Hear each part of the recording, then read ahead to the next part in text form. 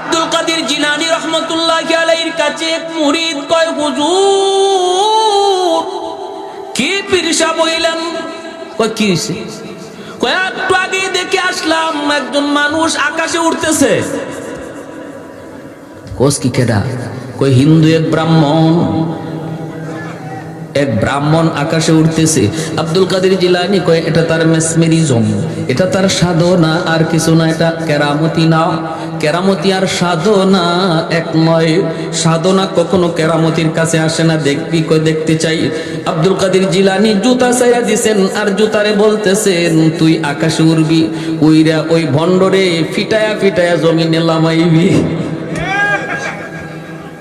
কি ভাই, জুতা ছাড়ছেন বলে ওই দেখো কেরামতির পাওয়ার আর বন্ডামির পাওয়ার। একটু দেখো, বন্ড আকাশে উড়ে আর আব্দুল কাদের জিলানীর জুতায় যায় ফিটাইতে ফিটাইতে জমিনে লামায়। এজন্য অবাক কিছু দেখলে, অবাক কিছু শুনলেই কারোর প্রতি দুর্বল হওয়া যাবে না। আগে বুঝতে হবে সে খাঁটি না ভণ্ড। কেমনে বুঝবো? কয় আলেমের কাছ থেকে জানবো। কার কাছ থেকে জানবো? নিজে নিজে না, আলেমের কাছ থেকে, উলামায়ে কেরামের কাছ থেকে। আলাইকুম বিমুজালাসাতিল উলামা ওয়া ইস্তিমাই কালামিল হুকামা فإن الله تعالى يحيي القلب الميت بنور الحكمة كما يحيي الأرض الميتة بوابل المطر।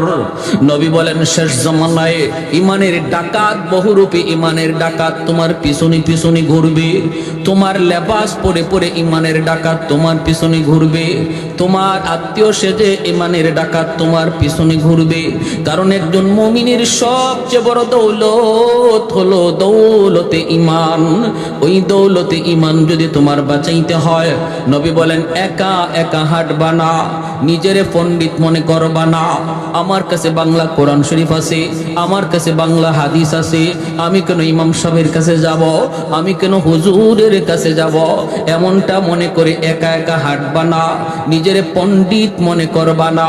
নবী বলেন যদি তুমি একা একা হাঁটো, নিজে নিজেই বুঝো, তাহলে ওই ইমানের ডাকাত অল্পতেই তোমাকে পথভ্রষ্ট বানাবে, ছুবল দিবে, ছুবল। আর যখনই দেখবে তোমার সম্পর্ক ইমাম সাহেবের সাথে, সম্পর্ক এলাকার আলিম উলামার সাথে, সম্পর্ক মাদ্রাসার সাথে, সম্পর্ক মুফতি মুহাদ্দিস সাহেবের সাথে, তখনই ডাকাত মনে মনে ভাববে না না, ওর কাছে যাওয়া যাবে না, যায় কোনো লাভ হবে না। আমি যা বলবো সাথে সাথে হুজুরকে বলে দিবে, আর হুজুর সাথে সাথে তারে আরেক পানি ভরা দিয়া দিব। ঠিক না? আমার ফানি ভরা এখানে চলবে না, তখনই আর পারবে না। দেখবেন আমাদের সমাজে যারাই ভিন্ন ভিন্ন মত লইয়া হাজির হয়, ভিন্ন ভিন্ন মত লইয়া, ভিন্ন ভিন্ন নামাজ লইয়া, ভিন্ন ভিন্ন জুম্মা লইয়া, ভিন্ন ভিন্ন জানাজা লইয়া হাজির হয়, এদেরকে যদি খালি আপনি বলেন ভাই আমি এত কিছু বুঝি না, চলো মুফতি সাহেবের কাছে যাই, তখনই কি বলবে শুনবেন? তখনই কব আমার পেটে তো একটা মুসর মারছে, বাথরুম থেকে আসি। কইব আমার একটু সমস্যা আছে, একটু আসি। যেই খালি আপনি বলবেন হুজুরের কাছে চলেন, হাফেজ সাহেবের কাছে চলেন, শাইখুল হাদিস সাহেবের কাছে চলেন, মুফতি সাহেবের কাছে চলেন, তখনই তারে দেখবেন হে জিন হয়ে গেছে, আর তারে খুঁজে পাওয়া যায় না।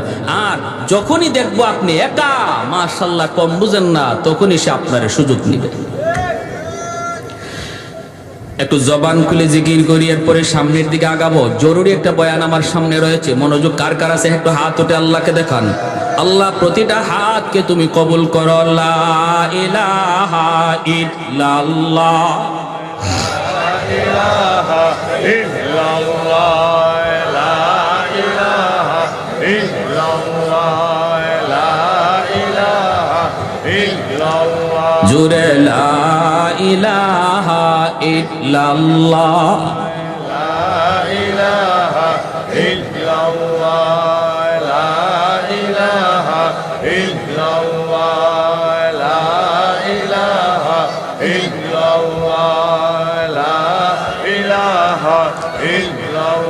লা ইলাহা ইল্লাল্লাহু মুহাম্মাদুর রাসূলুল্লাহ। একটু জোরে সুরে বলি সাল্লাল্লাহু আলাইহি ওয়াসাল্লাম। আল্লাহ পাক বলেন বন্ধু আপনি জানায় দিন, যারা আমি আল্লাহকে পেতে চায় তারা যেন আপনার অনুসরণ করে, আপনার তাবেদারি করে। যদি ওরা আপনার অনুসরণ করেই জীবনটারে চালায়, তখন আমাকে তালাশ করে বের করা লাগবে না, বরং আমি আল্লাহ তারে তালাশ করে বের করে নিব। প্রসঙ্গ চলছে মহব্বতের। আল্লাহ কথা বলছেন ইত্তেবার, ভালো করে শুনবেন। উলামায়ে কেরাম যারা আছেন তারা বুঝতেছেন, আপনারাও একটু বুঝবেন। কথাটা হলো, বন্ধু তুমি বলে দাও তারা যদি আমি আল্লাহকে ভালোবাসতে চায়, তারা যেন তুমি নবীকে ভালোবাসে। কথাটা এমন হওয়ার কথা ছিল, কিন্তু আল্লাহ পাক এমন বলেন নাই।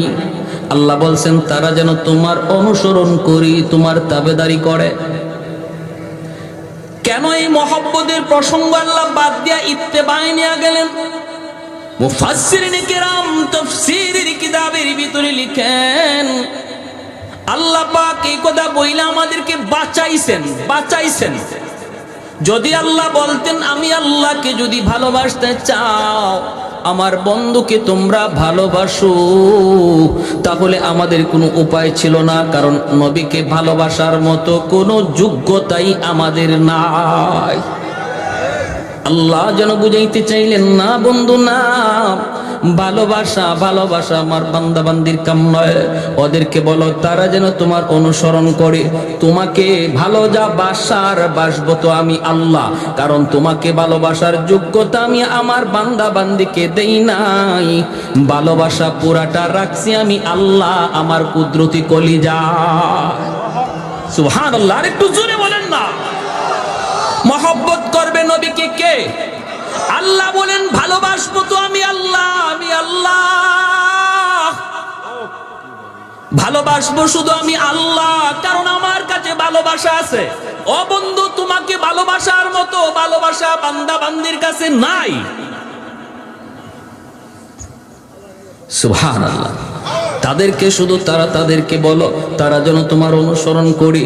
তুমি যেভাবে খাও সেভাবে যেন খায়, তুমি যেইভাবে পোশাক পরেছো তারা যেন সেই পোশাকটা পরে, তুমি যেইভাবে চেহারার নমুনা ধরেছো তারা যেন তার চেহারাটাও এই নমুনায় বানায়। তুমি যেভাবে নামাজে পাবন্দি ছিলা তারাও যেন এইভাবে নামাজে পাবন্দি হয়। তুমি যেভাবে পর্দা মাইনা চলছো বন্ধু, বলে দাও তারাও যেন এইভাবে পর্দা মাইনা চলে।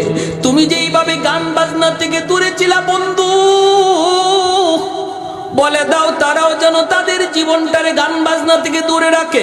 যদি এইভাবে তারা চলতে যাইয়া কিছু ভুল ত্রুটি হয়ে যাবে, আমি আল্লাহ তাদের ভুল ত্রুটি গুলা মাফ কইরা আমার রহমতের কুলে টেনে নিব। আমার পর্যন্ত আসতে পারবে না, আমি আল্লাহকে পাওয়ার জন্য আমার পর্যন্ত আসতে পারবে না। যদি তোমার অনুসরণ কইরা হাঁটা শুরু করে, আমি আগায় গিয়া কুলে তুইলা নিব। যেইভাবে মা সন্তানকে হাঁটা শিখায়, হাঁটা শিখানোর সময় সন্তান রে মা দূর থেকে সাইরা দেয়, সাইরা দিয়া মা ডাকতে থাকে বাবা আও, বাবা আও। বাচ্চাটা মা পর্যন্ত আসতে পারবে না, মা ভালো করে জানে, বাবা ভালো করে জানে বাচ্চাটা মায়ের পর্যন্ত হেঁটে আসতে পারবে না। এরপরও ডাক দেয়, বাচ্চাটা এক কদম দুই কদম দিয়েই ঠাস করে মাটিতে পড়ে যায়। কয়া ডাক দেয়, আম্মা কয়া ডাক দেয়। তখন দুই কদম দিলে পরি বাবা দৌড় দিয়ে, আম্মা দৌড় দিয়ে কুলে তুইলা কয় বাবা এই যে মারে তুমি ধরে ফেলছো, এই যে মারে ধরে ফেলছো, বাবারে ধরে ফেলছো।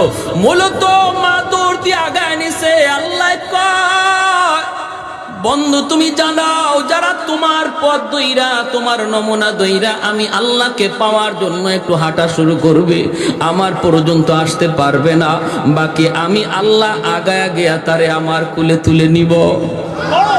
আমি যা তাকে আমার কুলে তুলে নিব। ইউহিব্বুকুমুল্লাহ, আমি আল্লাহ তারে আমার কুলে নিব, আমি তারে ভালোবাসবো। আমার পর্যন্ত আসতে পারবে না, আমি আমার কাছে নিয়ে নিব। ভাইরা সাহাবায়ে কেরাম রাদিয়াল্লাহু তাআলা আনহুম, তারা তো কিছুটা নজির দেখায় গেছেন, কিছুটা নজির। অষ্টম হিজরির একটা মর্মান্তিক ঘটনা আপনাদেরকে শোনাই। আল্লাহর নবী, রহমতের নবী, বিভিন্ন রাষ্ট্রপ্রধানের কাছে তিনি দাওয়াত দিয়া চিঠি দিতেছেন। এইভাবে নবী রোম সম্রাটের কাছেও চিঠি লিখলেন। কিন্তু হারিস ইবনে উমাইর রাদিয়াল্লাহু তাআলা আনহু ওনাকে ওই রোমের সম্রাটের লোকেরা ওনাকে গ্রেফতার করে সম্রাটের দরবারে নিয়ে ওনাকে হত্যা করলো। নবীর একজন দূত হারিস ইবনে উমাইর রাদিয়াল্লাহু তাআলা আনহু ওনাকে হত্যা করলো। হাতগুলি কেটে দিল, পা কেটে দিল, চোখ উপড়ে ফেলল, চিঠিটা টুকরা টুকরা কইরা নিজের পায়ের তলে ফেলে দিল। অথচ এই চিঠির মধ্যে আমার নবীর নাম লেখা ছিল। নবীর নাম লেখা ছিল মিন মুহাম্মাদুর রাসূলুল্লাহ। মুহাম্মাদুর রাসূলুল্লাহর পক্ষ থেকে শামের প্রধানের কাছে চিঠি, ইলা আজিজ শাম। সে খেপে গেল। 2 দিনের মুহাম্মদ মাত্র মদিনার রাষ্ট্রনায়ক, এখনই আমার নামের আগে তার নাম, নবীর নাম তার নামের আগে, এটা সহ্য করতে পারলো না। সাথে সাথে চিঠিটা ছিঁড়ে নিজের পায়ের নিচে ফেলে দিল। আর নবীর সাহাবী হযরত হারিস ইবনে উমাইর রাদিয়াল্লাহু তাআলা আনহুকে হত্যা করলো, হাত পা গুলি কেটে দিল। আল্লাহর নবী রহমতের নবীর কাছে এই খবর যেই মাত্র নবীর দরবারে আসলো, আমার নবী সইতে পারেন না। নবীজির চোখ থেকে দর দর করে পানি পড়ে নবী কান্দেন আর বলেন, আমার হারিসের তো কোনো দোষ ছিল না, আমি তো তারে দুধ বানায় পাঠাইছি, দুধের তো কোনো দোষ নাই। অপরাধ যদি করি আমি নবী করছি, আমার হারিসরে কেন মারলো? তাও এইভাবে অঙ্গ প্রত্যঙ্গগুলি কাইটা দিল। মায়ার নবী, দয়ার নবী, রহমতের নবী গরম হয়ে গেলেন নবীজি। সাহাবায়ে কেরামের সামনে নবী বায়াত নিলেন, শপথ নিলেন, আমার হারিস হত্যার বিচার না নেওয়া পর্যন্ত, বদলা না নেওয়া পর্যন্ত আমরা কেউ শান্তিতে ঘুমাবো না। কারা কারা প্রস্তুত? সব সাহাবী নবীর হাতে হাত রেখে শপথ নিলেন। জোরে বলি আল্লাহু আকবার। তাহলে কি বোঝা যায়? ইসলামে খালি নরম না গরমও আছে? আমার নবী গরম হয়ে গেলেন। আল্লাহ বলেন ইসলাম হলো নরমের জায়গায় নরম, গরমের জায়গায় গরম। ইসলামে শুধু নরম নাই, ইসলামে শুধু গরমও নাই, ইসলামে নরমের জায়গায় নরম, গরমের জায়গায় গরম থাকতে কয়। মুহাম্মাদুর রাসূলুল্লাহ ওয়াল্লাযীনা মাহু আশিদ্দাউ আলাল কুফফার রুহামাউ বাইনাহুম। আশিদ্দাউ আলাল কুফফার বইলা আল্লাহ গরম হওয়ার কথা বলছেন, রুহামাউ বাইনাহুম দ্বারা নরম হওয়ার কথা বলছেন।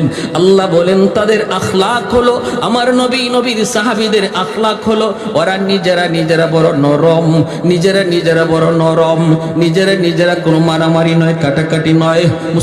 মুসলমানে ভাই কোনো দ্বন্দ্ব নয়। এক ভাই ভুল বুঝে আরেক ভাই ভুল শুধরায় দিবে, কিন্তু বিতর্ক নয়, ঝগড়া নয়, গালাগালি নয়, মারামারি নয়। মুসলমানের সম্পর্ক হলো ইমানের সম্পর্ক, ইমানের সম্পর্ক হলো রক্তের সম্পর্কের চেয়ে আরো গভীর, ঠিক কিনা? ইমানের সম্পর্ক রক্তের সম্পর্কের চেয়ে আরো গভীর। এজন্যই তো আবু বকর সিদ্দিক সন্তানকে বলেছিলেন বদরের যুদ্ধে, আবু বকর সিদ্দিক রাদিয়াল্লাহু তাআলা আনহু আমার নবীর পক্ষে, আর আবু বকর সিদ্দিক রাদিয়াল্লাহু তাআলা আনহুর সন্তান আবু জাহেলের পক্ষে। বাপ বেটা দুইজন দুই দিকে যুদ্ধ করতে নামছেন। পরবর্তীতে এই সন্তান মুসলমান হয়েছেন। মুসলমান হওয়ার পরে বলতেছেন, আব্বা বদরের ময়দানে আপনি 3 বার আমার তলোয়ারের নিচে পড়ছেন, এরপর আমি তলোয়ার চালাই নাই। আবু বকর সিদ্দিক বলে, কসকি তুই কয়বার? বলে 3 বার। কেন তুই চালালি না? কারণ আপনি আমার আব্বা, কেমন করে তলোয়ার চালাই? আবু বকর সিদ্দিক বলে, তাহলে শুন বেটা শুন, তোরা যুদ্ধ করস দুনিয়ার কামাইয়ের জন্য, আর আমরা যুদ্ধ করি আল্লাহর সন্তুষ্টির জন্য। আমাদের কাছে আল্লাহর মহব্বত সন্তানের মহব্বতের চেয়ে বেশি। আমি আবু বকর বলতেছি, খোদার কসম, 3 বার নয়, যদি 1 বার আমার তলোয়ারের সামনে পড়তি বাবা, আমি 2 টুকরা করে দিতাম। কারণ আমি আমার আল্লাহকে আমার সন্তানের চেয়ে বেশি ভালোবাসি, আমার দ্বীনকে ইসলামকে আমি আমার সন্তানের চেয়ে ভালোবাসি। আমি ইসলাম যতদিন মানবে এই সন্তান ততদিন মানব। ইসলাম মানবে না সে যদি সন্তান হয় তারে সন্তান মানি না, বাপও হয় বাপ মানি না। ইসলাম মানে না যদি নেতা হয় নেতা মানি না। আওয়াজ দিয়ে জোরে বলেন। নেতা মানি ততক্ষণ যতক্ষণ ইসলাম মানে, নেত্রী মানে ততক্ষণ যতক্ষণ আল্লাহ রসুল মানে। আমি ততক্ষণ পর্যন্ত দল করি, দল যতক্ষণ ইসলাম মানে। যেদিন দল ইসলাম মানবে না দল করি না। যেদিন নেতা নেত্রী ইসলাম মানবে না, আমার আল্লাহ রসুল নিয়ে কথা বলবে, নেতা নেত্রী মানি না, এর নাম হলো মুসলমান। প্যারে হাজিরিন, এটা হলো রুল। মাল ইমান ইয়া রাসূলুল্লাহ, ইযা সাররাতকা হাসানাতুকা ওয়া ইযা সাআতকা সাইয়্যাতুকা ফাআনতা মুমিন। নবী রুল বানায় দিলে স্কেল। এই স্কেল দিয়ে তুমি তোমার ঈমান মাপো, ঈমান আছে না নাই তুমি নিজে বুঝবা। ইসলামের পক্ষে কথা শুনলে যদি তোমার দিলে ভালো লাগে, বুঝবা তোমার ঈমান আছে। ইসলামের বিপক্ষে কথা শুনলে যদি মনে কষ্ট লাগে, বুঝবা ঈমান আছে। আর ইসলামের বিরুদ্ধে কথা শুনলে যদি তোমার কলিজায় ব্যথা না লাগে, কারণ যে বলছে সে তোমার বাপ, সে তোমার ভাই, সে তোমার বন্ধু, সে তোমার নেতা, সে তোমার নেত্রী, এজন্য তার কথায় তুমি ব্যথা পাইছো না। অথচ কথাটা আমার নবীরে হিট দিয়া কইছে, আমার আল্লাহরে হিট দিয়া কইছে, তারপরও তুমি তোমার অন্তরে ব্যথা লাগলো না। বুঝতে হবে কপালে নামাজ পড়া তুমি দাগ ফালাইতে পারো, কিন্তু আমার নবীর স্কেল বলে তোমার ঈমান নাই, ঈমান না। বছরে বছরে হজ করো, কোনো অসুবিধা নেই। দল বড় না ইসলাম বড়? আওয়াজ আসতে কোন জোরে কোন না কেন? দল বড় না ইসলাম বড়? আমরা কেউ কি কথা বলি, আল্লাহ আমার মরণ যেন যেই দল করি দলের উপরে হয়? কেউ এই কথা কয়। বিএনপির কেউ এই কথা বলে, আল্লাহ বিএনপি করতে করতে যেন মরি, আল্লাহ আওয়ামী লীগ করতে করতে যেন আওয়ামী লীগ নাম লইতে লইতে যেন মরি। এই কথা কেউ বলে কি? আল্লাহ মরণ যেন আমার ঈমানের হালে হয়, ঠিক কিনা? তাহলে বোঝা গেল দল বড় না ঈমান বড়? নেতা নেত্রী বলো না ইসলাম বড়? এর নাম হলো ঈমান, এর নাম হলো। যদি এই ঈমান নিয়ে তুমি যাইতে পারো রে যুবক, ত্রুটি তোমার থাকলেও নবী শাফাতের জন্য রেডি। এতটুকু নির্ভেজাল ঈমান নিয়ে যদি যাইতে পারো রে যুবক, আমার নবী তোমার শাফাতের জন্য রেডি। বেজাল কিছু নিয়ে যায় না। বাইরা বন্ধুরা জন্য বলতেছিলাম, ওই যে হারিস ইবনে উমাইর রাদিয়াল্লাহু তাআলা আনহু, মায়ার নবী খেপে গেলেন। নরম নবী, এত নরম দিলের নবী খেপে গেলেন। নবী খেপে বলতেছেন, সাহাবীরা হাতে হাত রেখে শপথ নাও। সব সাহাবী শপথ নিলেন। আল্লাহ নবী বলতেছেন, শুনেছি ওরা 2 লক্ষ মদিনা আক্রমণের জন্য আসতেছে। আমি 3000 সেনাবাহিনী প্রস্তুত করলাম। 3000-এর মধ্যে নবী বলেন 4 জন সেনাপতির নাম ঘোষণা করব। 3 জনের নাম বলবো, 4র্থ জনের নাম বলবো না। এই 4 জন, যে 3 জনের নাম বলবো, এই 3 জন অবশ্যই যুদ্ধে যাবে।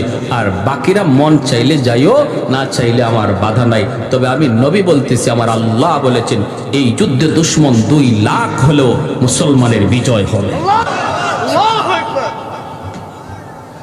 ভাইরা বন্ধুরা, আল্লাহ নবী বলেন আজকের যুদ্ধের প্রথম সেনাপতি হবে আমার কলিজার টুকরা সন্তান, নবীজির সন্তান, পালক পুত্র সন্তান যায়েদ ইবনে হারেসা।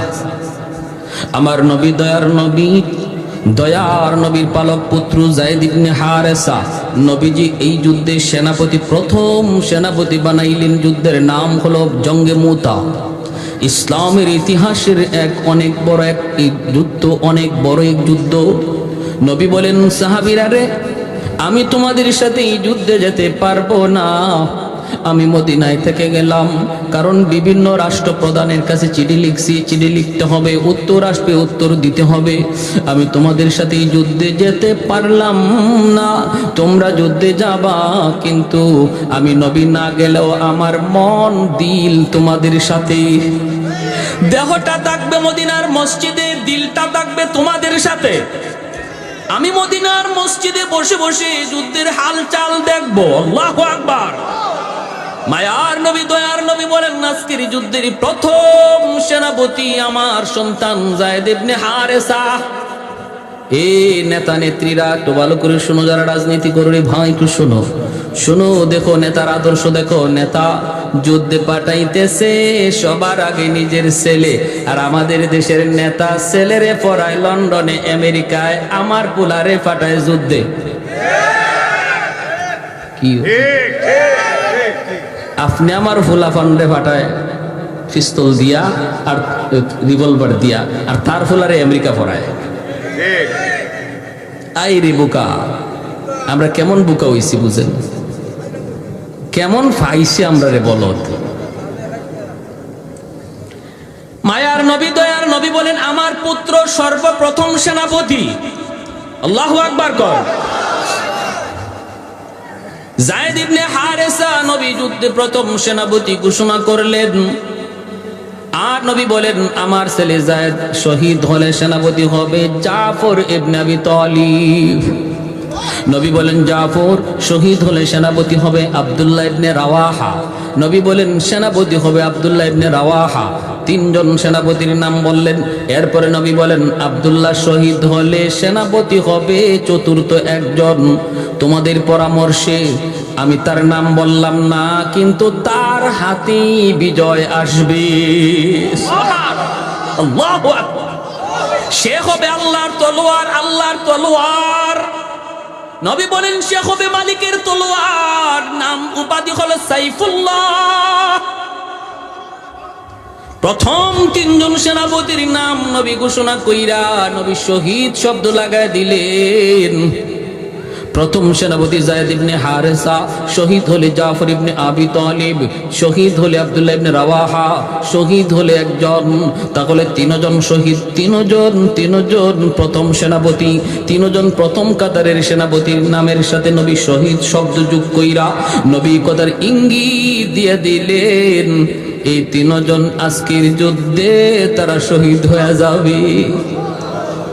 এমনকি ওই তিনজন তারা নিজেও বুঝে ফেলছেন, নবী আমার পরে যেহেতু আরেকজন সেনাপতির নাম ঘোষণা করেছেন, তাহলে এই যুদ্ধ থেকে আমি জীবন্ত আইতে পারবো না, এই যুদ্ধে আমি শহীদ হয়ে যাব। আমার পরে নবী আরেকজন সেনাপতির নাম ঘোষণা করেছেন, যার পরে আরেকজন সেনাপতির নাম ঘোষণা করেছেন। তিনি বুঝে গেছেন এই যুদ্ধে তিনি শহীদ হয়ে যাবেন। এরপরে মায়ার নবী দয়ার নবী বলতেছেন, যাও পরিবারের কাছ থেকে বিদায় নিয়ে আসো। আমার নবী রহমতের নবী, মায়ার নবীও জানেন আজকের যুদ্ধে তার কলিজার টুকরা সন্তান যায়েদ ইবনে হারেসাকেও নবী চিরদিনের জন্য হারাইবে। যায়েদ ইবনে হারেসা কার কাছ থেকে বিদায় নিবে? কেউ তো নাই, মদিনায় কেউ নাই। যায়েদ ইবনে হারেসার মদিনায় আপন বলতে কেউ নাই, আছেন শুধু আমার মায়ার নবী আর একটা ছেলে, যেই ছেলের নাম হলো উসামা। বয়স হলো মাত্র 13 বৎসর। যায়েদ ইবনে হারেসার বাড়ি তো মক্কা মদিনা নয়, বাড়ি তো হলো ইয়ামেন। অতএব তার আত্মীয় স্বজন মক্কা মদিনায় কেউ ছিল না, বাপ মা কেউ মক্কা মদিনায় না। যায়েদ ইবনে হারেসার বয়স যখন 10 বছর, তখন তিনি ইয়ামেনে মার সাথে নানার বাড়িতে যাইতেছেন। ওই অবস্থায় রাস্তায় ডাকাত দলের হাতে তারা হামলার শিকার হলেন। ডাকাতেরা হামলা করে যা ছিল নিয়ে গেল, আর যায়েদ ইবনে হারেসা ছোট্ট বালকটারও তারা কিডন্যাপ করলো। ওনাকে নিয়ে তারা মক্কার উকাজ নামক বাজারে উঠাইল। তখন মানুষ বেচা কেনা হইতো, উকাজ নামক বাজারে উঠাইল, দাম ধরলো, আর ওই দাম অনুপাতে কিনলেন তাকে আম্মাজান খাদিজাতুল কুবরা রাদিয়াল্লাহু তাআলা আনহা। আম্মাজান খাদিজাতুল কুবরা রাদিয়াল্লাহু তাআলা আনহা যায়েদকে কিনে নিয়ে গেলেন। যায়েদ ইবনে হারেসা আম্মাজানের ঘরে গিয়া তিনি এইবার বুঝলেন যে মানুষের মাঝে মায়া আছে, দয়া আছে, দরদ আছে। এতদিন পর্যন্ত ডাকাতদের হাতে থাকতে তিনি বুঝেন না এই মানুষের দিলে যে মায়া আছে, দরদ আছে। মানুষ দেখলে যায়েদ ভয় পাইতো, ছোট্ট বালক মানুষ দেখলে ভয় পাইতো, মনে করতো মানুষ মানে হিংস্র জানোয়ারের চেয়ে আরো খারাপ। কিন্তু আম্মাজানের ঘরে গিয়ে তিনি শান্তি পাইলেন, মানুষের দরদ মায়া তিনি বুঝলেন। আম্মাজানের সাথে আমার নবীর বিবাহ হলো। এরপরে আম্মাজান যায়েদকে নবীকে হাদিয়া দিয়ে দিলেন। আল্লাহর নবীর কাছে চলে আসলেন যায়েদ ইবনে হারেসা। এখন তো আরো মহামানব দরদি নবীর ঘরে আসলেন, নবীর খেদমত করেন, নবীর গোলাম যায়েদ আস্তে আস্তে বড় হইতেছেন, নবী মায়া করতেছেন, বড় হইতেছে। এইদিকে ইয়ামেনে তার বাবা তার মা পাগল পাগল, মা শুধু রাস্তায় রাস্তায় যায়েদ যায়েদ কয়া কান্দে, বাবা শুধু দেশ দেশে যায়েদ যায়েদ কয়া ঘোরে। ওই অবস্থায় পাগলের মতো মা বাবা, আর কোন সন্তান নাই, একমাত্র যায়েদ। মক্কায় কিছু মানুষ ইয়ামান থেকে আসলো হজ করার জন্য। আল্লাহ নবীর সাথে যায়েদকে দেখেই তারা চিনে ফেলেছে, এই ছেলেটা তো আমাদের যায়েদের মতো মনে হয়, যাকে তার মা দীর্ঘদিন আগে হারাইছিল, কয়েক বছর আগে হারাইছে, ডাকাতের হাতে অপহরণ হয়েছে। আমাদের যায়েদই তো, আমাদের যায়েদই তো। ইয়ামানের লোকগুলি তারা বাড়িতে যাওয়ার পর যায়েদের আব্বাকে যায় জানাইল, তোমার সন্তান যায়েদকে আমরা পাইছি বলে। কোথায়? মক্কায় মুহাম্মদের কাছে। যাও তুমি মুহাম্মদের কাছে যাও, মুহাম্মদের গোলাম, মুহাম্মদের গোলাম। কিন্তু আমরা জানি মুহাম্মাদুর রাসূলুল্লাহ বড় নরম দিলের মানুষ। যদি তোমরা যা বলো আমাদের ছেলেটা ডাকাতের হাতে অপহরণ হয়েছিল, সবকিছু খুলে বলবা, দেখবা মুহাম্মদ তোমাদের সন্তানকে তোমাদের কুলি ফিরাইয়া দিবে। যায়েদের বাবা যায়েদের চাচাকে লইয়া মক্কায় হাজির, আমার নবী মায়ার নবী দয়ার নবীর ঘরে হাজির। আল্লাহ নবীর কাছে আইসা পরিচয় দিলেন, আমরা ইয়ামেন থেকে এসেছি। কেন? কই শুনেছি আপনার কাছে একটা ছেলে আছে, আপনার গোলাম, নাম হলো যায়েদ। মায়ার নবী বলেন, হ যায়েদ তো আমার গোলাম, তো কি হয়েছে কোন? তখনই যায়েদের বাবার চোখ থেকে টলটলায় পানি পড়ে, কারণ যেই বাবার সন্তান হারাইছে সে জানে সন্তান হারানোর ব্যথা কত কষ্টের। যেই মার সন্তান হারাইছে সেই মা জানে সন্তান হারানোর ব্যথা কত কষ্টের। মরে যাওয়াটা এত কষ্ট নয়, হারায়া যাওয়া যত কষ্ট।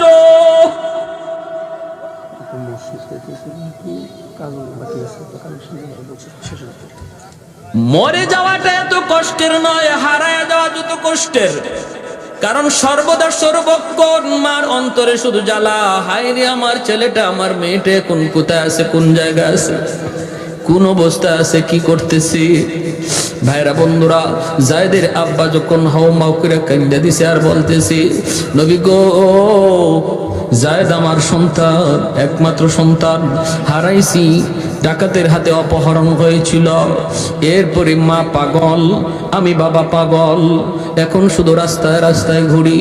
খবর পাইলাম আপনার কাছে, চলে আসলাম। এই যে অনেকগুলি হাদিয়া আনছি, অনেকগুলা স্বর্ণ মুদ্রা নিয়ে আসছি, আমার সন্তানটারে ফিরাইয়া দেন, মার কোলে সন্তানটারে ফিরাইয়া দেন, লাগে আপনি পয়সা নেন। আল্লাহর নবী তখন বলতেছেন, একটু থামুন, পয়সা লাগবে না, পয়সা লাগবে না।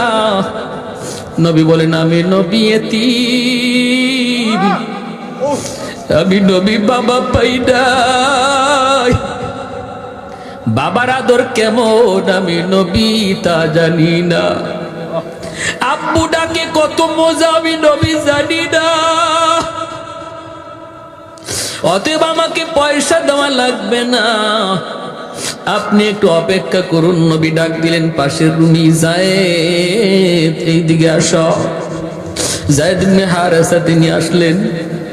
ঘরে ঢুকেই তিনি দেখেন দুইটা মানুষ বসা, চেহারাটার দিকে তাকাইয়ে চিনে ফেললেন, যায়েদ আমার হারানো বাবা। বাবাও চিনে ফেলেছে হারানো সন্তান যায়েদ। দৌড় দিয়া বাবা সন্তানের বুকে জড়ায় ধরে কান্দে, ছেলে বাবাকে ধরে কান্দে, বাবা ছেলেকে জড়ায় ধরে কান্দে।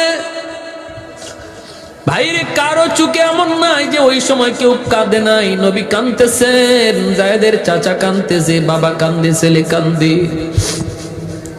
আল্লাহর নবী রহমতের নবী তখন বলতেছেন, যায়েদ তুমি চিনছো ওনারা কারা?